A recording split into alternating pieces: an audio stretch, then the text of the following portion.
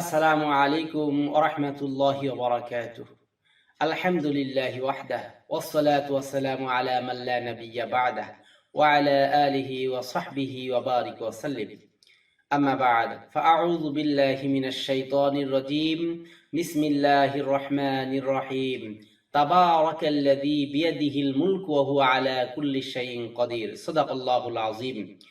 সমস্ত প্রশংসা মহান আল্লাহ রাব্বুল আলামিনের জন্য এবং লক্ষ কোটি দরুদ ও সালাম সরকারে দো আলাম শাফিউল মুজদাবিন রাহমাতুল লিল আলামিন মুহাম্মাদুর রাসূলুল্লাহ সাল্লাল্লাহু আলাইহি ওয়াসাল্লামের উপরে।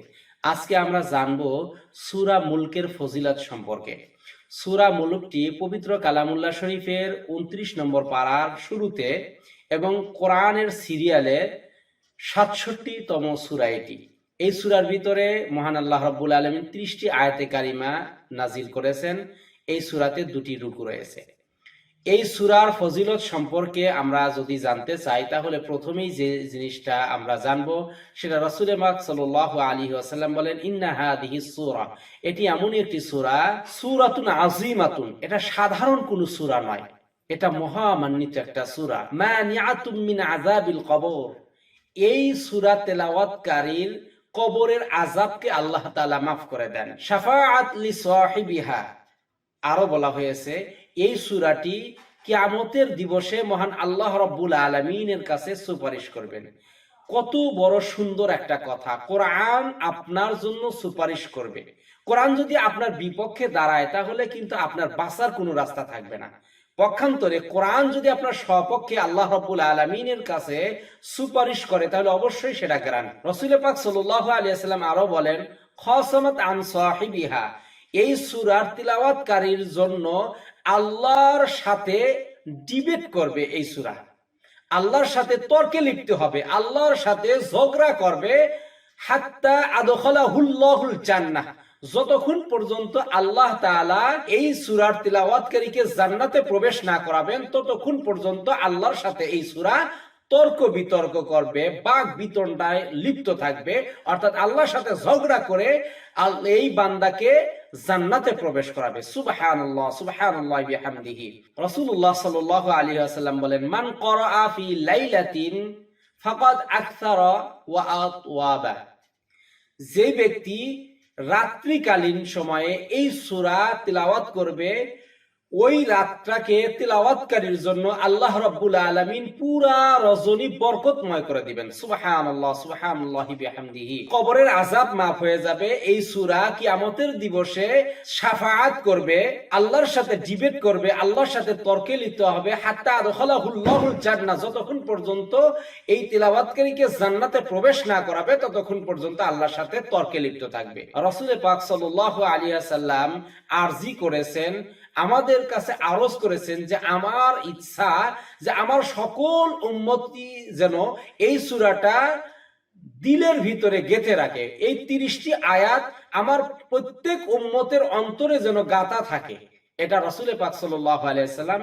ইচ্ছা পোষণ করেছেন। আমরা কি পারবো না রাসূল পাক সাল্লাল্লাহু আলাইহি ওয়াসাল্লামের এই আশা, এই আকাঙ্ক্ষাটা পূরণ করতে? এই 30টা আয়াত প্রতিদিন যদি আমরা একটা করে আয়াতে কারিমা মুখস্থ করি তাহলে মাত্র 1 মাস সময় লাগবে। 1 মাসে 30 দিন, 30টি আয়াত আমরা যদি মুখস্থ করি, প্রতিদিন একটি করে আয়াত মুখস্থ করলে 1 মাসের ভিতরেই এই সূরাটি আমাদের মুখস্থ হয়ে যাবে। আল্লাহ রাব্বুল আলামিন আমাদেরকে এই সূরাটি সুন্দরভাবে মুখস্থ করার তৌফিক দান করুন। বিসমিল্লাহির রহমানির রহিম।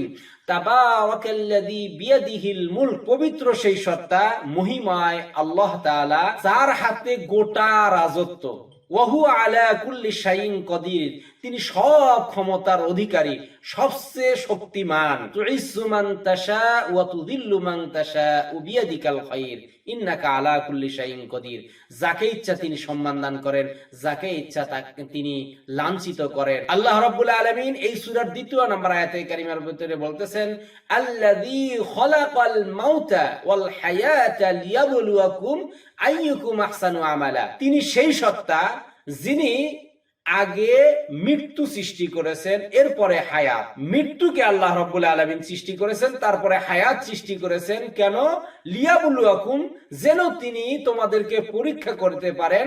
আইয়ুকুম আহসানু আমালা, আকসারু আমালা কিন্তু আল্লাহ তাআলা বলেননি যে কে অধিক আমল করে, এটা আল্লাহ বলেননি। আল্লাহ বলেছেন আইয়ুকুম আহসানু আমালা, কে সবচেয়ে উত্তম আমল করে, ভালো আমল করে। আমা খালাকতুল জিন্না ওয়াল ইনসা ইল্লা লিয়াবুদুন, আমাদেরকে ইবাদত ব্যতিরেকে, আল্লাহর গোলামি, আল্লাহর দাসত্ব ব্যতিরেকে অন্য কোনো কাজের জন্য কিন্তু জিন আর ইনসানকে আল্লাহ তাআলা দুনিয়াতে পাঠায়নি। আল্লাহ তাআলা মানুষকে, জিনকে সৃষ্টি করেনই তার ইবাদত ব্যতিরেকে অন্য কাজের জন্য। এজন্য আমরা সদা সর্বদা আল্লাহ রাব্বুল আলামিনের ইবাদত করব, ভালো কাজ করব, উত্তম কাজ করব। বেশি কাজ করার কথা আল্লাহ বলেননি, আল্লাহ বলেছেন উত্তম কাজ করার জন্য।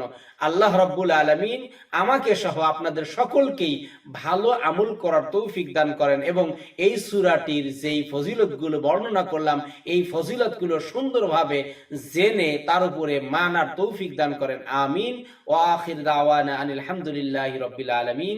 আসসালামু আলাইকুম ওয়া রাহমাতুল্লাহি ওয়া বারাকাতুহু।